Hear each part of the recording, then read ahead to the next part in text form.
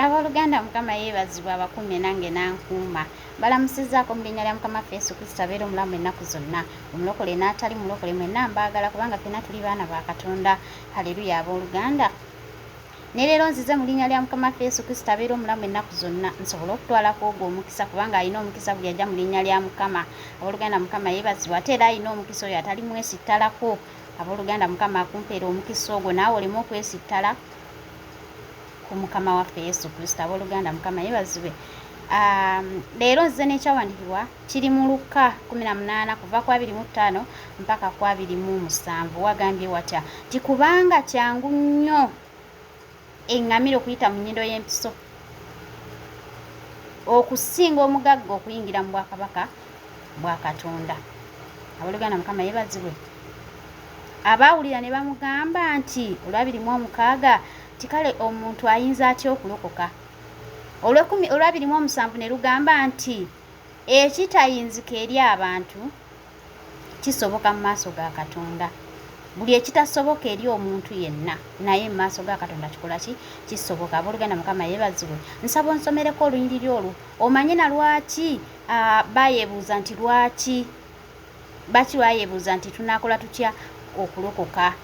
Abaawulira lwaki beebuuza ojja kusoma Luka 18 ojja kubumbulira. Mulokole ndi wano okugamba oli eyo oyina embeera gy'oyitamu nga mu butuufu olaba nga tolina ssuubi nedda gwe nga gwe gwakirowooza nti tesoboka kuvaawo embeera eyo naye mu maaso ga Katonda tewali kitasoboka.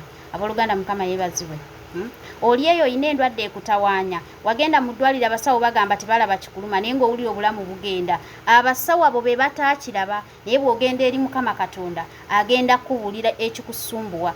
Bw'oweebuuza ku Mukama Katonda ekyawandiikibwa kigamba mu ngero 3 olunyiriri olw'okutaano n'olw'omukaaga nti weesigenga Mukama n'omutima gwo gwonna so tovanga kutegeerako gwe mwatulenga mu makubo go gonna kale anaaluŋŋamyanga olugendo lwo.